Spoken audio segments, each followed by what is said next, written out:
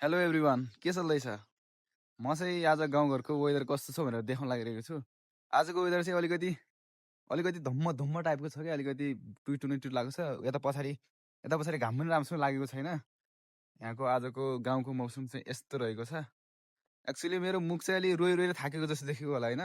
किन त भन्दाखेरि म चाहिँ हिजो काठमाडौँदेखि घर आएको गाडीमा चढेर, त्यही भएर चाहिँ मेरो अनुहार चाहिँ अलिकति हुन्छ नि रोइ रोएर थाकेको जस्तो देखिरहेको होला।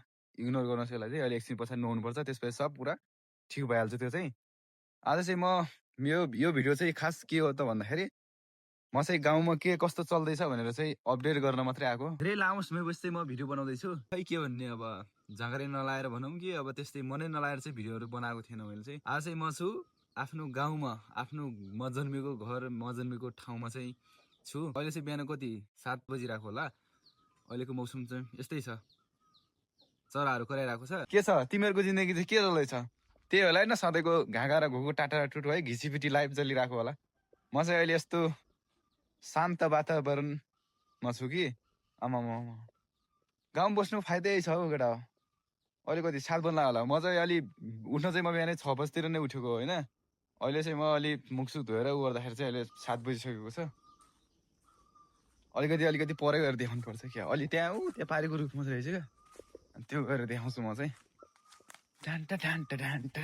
कहाँनिर रहेछ एकछिन ल, मेरो कपाललाई चाहिँ इग्नोर हानिदिनु ल, किनकि अहिले एकछिन पछाडि नुहाउनुपर्छ। हिजो अस्ति नुहाएको अनि गाडीमा आएर त्यस्तै भइरहेछ क्या। खोइ म आउने बित्तिकै कराउनै छोड्यो त यार। कहाँनिर रहेछ? म आउने बित्तिकै कराउनै छोड्यो भने फेरि मान्छे म बोलेर होला। एकछिन नबोलौँ ल, कोही पनि नबोलौँ, एकछिन चुप्प लागौँ।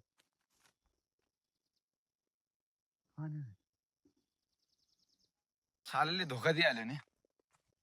साला अगाडिसम्म कराइरहेको थियो, अहिले चाहिँ म आउने बित्तिकै कराउनै छोड्यो साला। त्यहाँ रहेछ त्यहाँ माथि चाहिँ बसिया रहेछ। देखाउँछ देखाउँदैन, यहाँनिर देख्नुभयो, यहाँनिर चाहिँ बसिया रहेछ। अहिले चाहिँ म गएँ नि त त्यहाँ नजिक, अनि त्यही भएर अहिले कराउनै छोडेको एकछिन। अहिले एकछिन पछाडि फेरि करायो भने फेरि गएर देखाउनुपर्छ ल। अहिले त यस्तै छ गाउँमा। खै खाना पाकिसक्यो होला, रोटी बनाउँदै रहेछ मैले चाहिँ। खाना पाकिसक्यो होला, एकछिन खाना खानुपर्छ। हाम्रो घरमा के छ, कस्तो कस्तो कुराहरू छ भनेर म अहिले एकछिनमा देखाउँदैछु।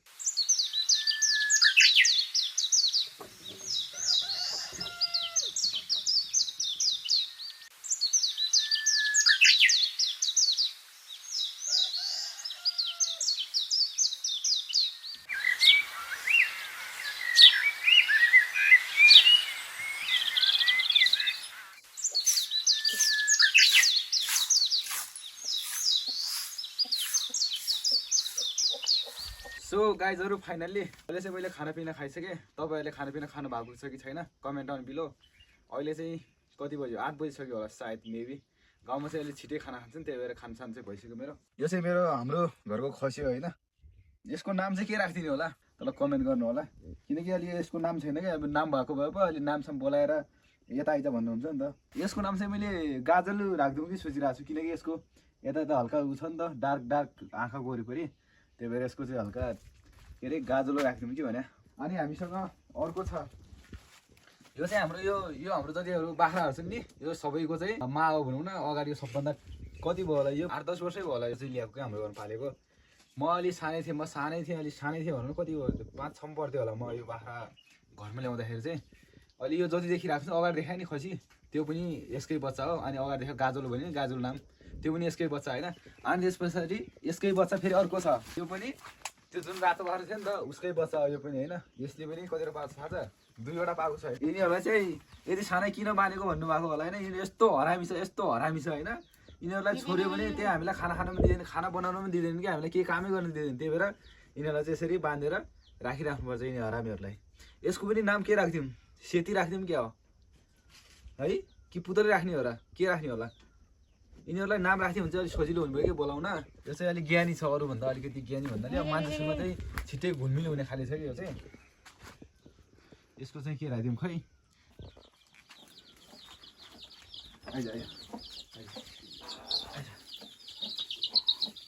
कुखुराहरू, सानो कुखुराहरू, अरू चाहिँ त्यहाँ भित्र छ होइन, अरू चाहिँ त्यहाँ भित्र छ।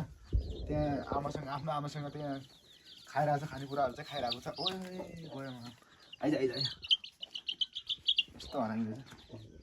हामीसँग चाहिँ सानो चल्लाहरू चाहिँ सानो चल्लाहरू यो चाहिँ ठुलो माउ भइहाल्यो होइन यसको चल्लाहरू चाहिँ यो होइन अनि भाले कहाँ गएछन् है भाले छैन अर्को सानो सानो भाले चाहिँ छ ए यहाँ रहेछ हामीसँग चाहिँ भालेहरू छ यो भाले भइहाल्यो ऊ चाहिँ उसको गर्लफ्रेन्ड हो है उसको गर्लफ्रेन्ड हो ऊ चाहिँ कस्तो डराइरहेको छ नि अर्को चाहिँ यहाँ छ हामीसँग अर्को भाले चाहिँ यहाँ पनि छ पहिला चाहिँ अहिले धेरै थियो क्या अहिले चाहिँ छैन रहेछ म चाहिँ उता 1 महिना जति काठमाडौँतिर बसेर आएँ होइन धेरै थियो क्या म जाँदाखेरि चाहिँ धेरै थियो अहिले चाहिँ 3वटा मात्रै छ अनि एउटा कुरा चाहिँ देखाउनै बिर्सिन्छ यहाँ हामीसँग अर्को यो एउटा गोरु पनि छ यो गोरु यस्तो ज्ञानी छ नि फेरि यस्तो गऱ्यो भने आनन्द मान्छन् कि गोरुहरूले चाहिँ हामीसँग एउटा मात्रै गोरु छ अर्को गोरु चाहिँ कहाँ गयो भन्नु होला होइन त्यो चाहिँ 1 महिना जति हुँला होला बिराम भएर चाहिँ ऊ चाहिँ मरिसक्यो यसको पार्टनर चाहिँ बिराम भएर मरिसक्यो त्यही भएर अहिले चाहिँ यो चाहिँ अहिले एक्लै छ के भइरहेछ साथी स्याहार त छैनौ नि तिम्रो साथी गयो भनेर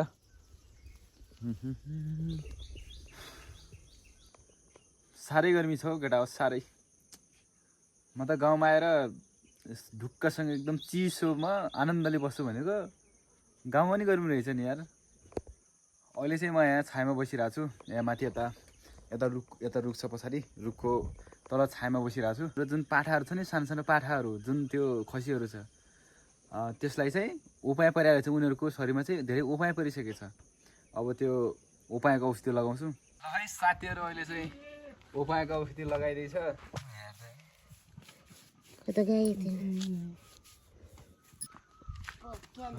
आम्मामा के गर्मी हो यार यस्तो यार गाउँघरमा पनि यस्तो गर्मी लाग्छ यार रुख कस्तो बोल्यो त रुख साले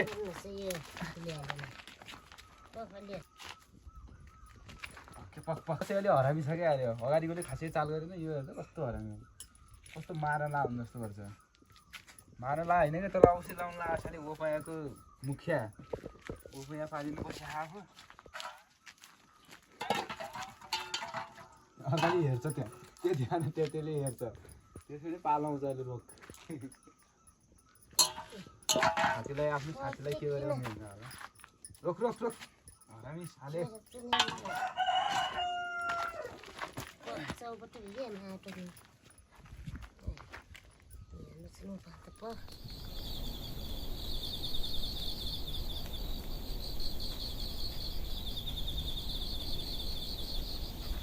सो राइट गाइस अहिले चाहिँ 7 बज्न लागिसकेको छ यहाँ मर्खिने सनसेटको भ्यू चाहिँ यस्तो मजाको छ नि अहिले देखिरहेको छ अन्त त्यो बादल आयो भएर अझै सनसेट मजाले क्लियरली देखिरहेको छैन त्यही पनि राम्रो देखिरहेको छ अनि गाइस मैले चाहिँ दिउँसो नुहाउने भनेर आएको थिएँ होइन नुहाउने भनेको चाहिँ खासमा के भयो भन्दाखेरि पानी चाहिँ बिग्रिया रहेछ 2-3 दिन भएछ यहाँ पानी बिग्रेको पानी चाहिँ बिग्रिया रहेछ हाम्रो गाउँमा चाहिँ माथि भर्खर फेरि एउटा सिरानी गाउँको लागि अर्को नयाँ रोड खुन्दैछ त्यो नयाँ रोड खुन्दाखेरि चाहिँ हाम्रो जुन पाइप थियो त्यो मुनि जमिन मुनि गाडेको त्यो पाइपलाई चाहिँ छुट्याइदिएछ अनि त्यही भएर चाहिँ बनाएको रहन्छ नि